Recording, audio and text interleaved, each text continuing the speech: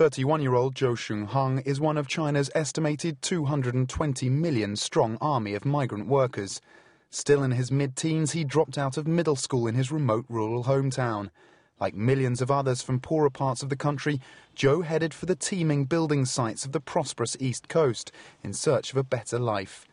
And now a better life than he ever dreamt of could be just around the corner as he prepares to shed the title of casual labourer for best-selling author. Since Zhou's first book, entitled simply Chinese Migrant Worker, first appeared online in November of last year, it's been a phenomenal success.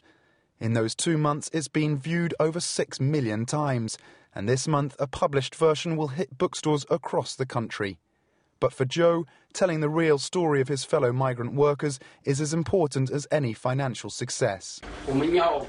I want to show city people what the real life of migrant workers is like. I want them to know we've made great contributions to urban development rather than being a negative influence. Zhou feels that urban dwellers' lack of contact with workers like him has led to misunderstanding and mistrust. That's something he hopes his book can help reduce. Migrant workers in cities are discriminated against in many ways, but we have little chance to express our own feelings. When surfing the internet, I found many city people had biased opinions about us. They believed all migrant workers were bad and were grabbing their resources. It's a long way from an overcrowded construction workers' dormitory to the world of book signings and admiring fans. But that road hasn't been easy.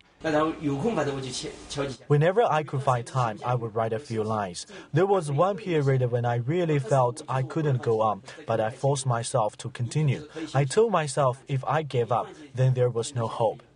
But with the steely ambition that has characterized his life so far, Zhou Shunhong is already looking one step ahead. A follow-up book showcasing success stories from the migrant worker community is his next project.